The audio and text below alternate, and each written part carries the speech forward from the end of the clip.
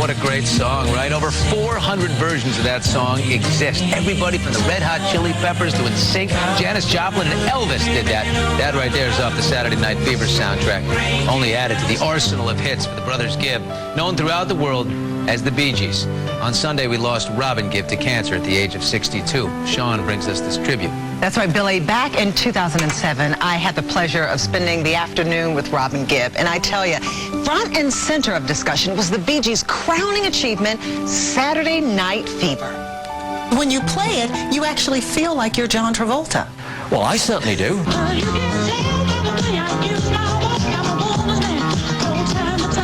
Just like John Travolta strutted to the Bee Gees' Staying Alive in the opening scene to Saturday Night Fever, Robin Gibb and I showed off those same moves.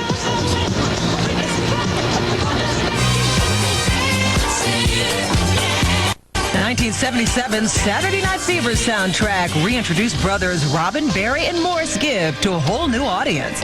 And it all happened by chance when the film's producer Robert Stigwood called the Bee Gees, hoping they had music for his low-budget film starring rising star John Travolta. Have you got any songs? And we said, come over. We haven't got time to record. We're doing a studio album.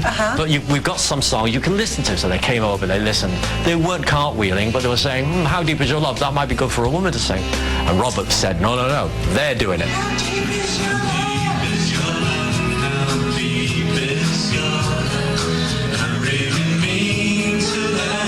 Saturday Night Fever was more than just a hit album. It was actually a culture phenomenon in a sense, because it's nothing like it has happened since then. The album was #1 for 6 months on Billboard without a break. But you know, people who didn't buy albums were actually buying Fever. To promote an already massively selling album, the Bee Gees cut this music video. The video was shot on the original set of Gone with the Wind on MGM, actually.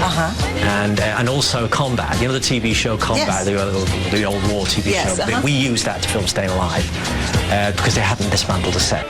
The Bee Gees were already established artists long before Fever's '77 outbreak. 1968 side, Gotta Get a Message to You, performed here on NBC's Midnight Special.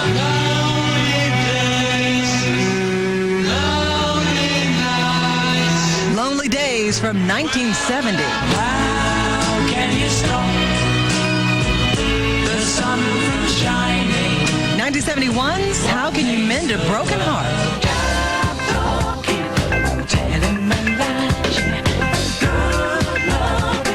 And 1975's Jive Talkin' have remained classics to this day. What you do when you start to write music, you want music to last a long time. And the Bee Gees did just that with 5 decades worth of albums to their credit. They became pop culture icons, so much so that their Saturday Night Fever image gave birth to Saturday Night Live's frequent spoof of the Barry Gibb Talk Show, with Justin Timberlake as Robin to Jimmy Fallon's Barry. President Carter, James Carter, Peanut Palmer. Do you watch Saturday Night Live?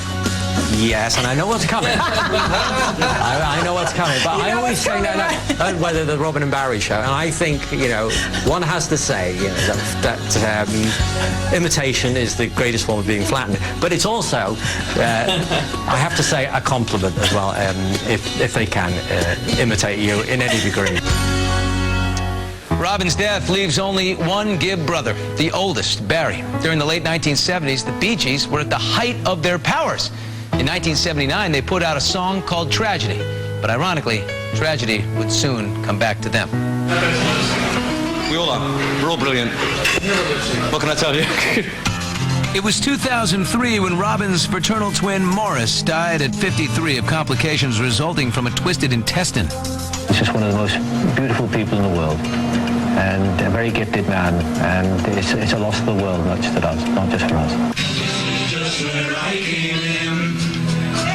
While singing backup vocals, it was Morris's job to focus on melody and arrangements. Surviving brothers Barry and Robin retired the group's name, but eventually started performing again as the Bee Gees. You got me looking at that heaven in your eyes. At the same time, the Bee Gees were topping the charts in the late 70s. The youngest brother, Andy, was doing the same as a solo act. I believe I owe it chiefly to my brothers who produce my records. My brother Barry, who helps me, if I have trouble writing any song, he'd always put me in the right direction. Yeah. And he's always steered my career. What Barry and the rest of his brothers could not do was control Andy's personal life. While his career was peaking, so was his addiction to drugs, especially cocaine. The brothers spoke openly of Andy's problem for a 1997 episode of VH1's Behind the Music. He had a very weak personality in saying no to these things and didn't really see any harm. He felt good doing it, so he didn't think it was doing him any harm. For a few years, Andy managed to maintain both his drug habit and his career, but eventually things began to deteriorate. I would talk to Andy about it. He'd be going, yeah, you're right, I've got to start making some changes and stuff like that. And it would last half an hour, and then I'd see him come back in the room sniffing his nose again. And I'd think, okay, well, he's not ready. The teen heartthrob's life unraveled. Drugs eventually would cost him everything, including his relationship with Dallas star Victoria Principal. I asked him either to choose me or to choose drugs. And I know with all his heart he wanted to choose me. He chose drugs. That person really has to cure themselves. Other people can't do it. You have to decide that you want to be clean, you want to be straight.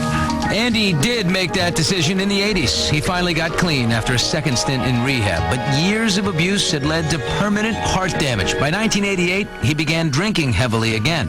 On March 10th, 5 days after his 30th birthday, Andy died, the result of a heart inflammation caused by a viral infection. Ironically, he had no drugs or alcohol in his system. I hope people remember remember particularly his kindness, because he helped a lot of people.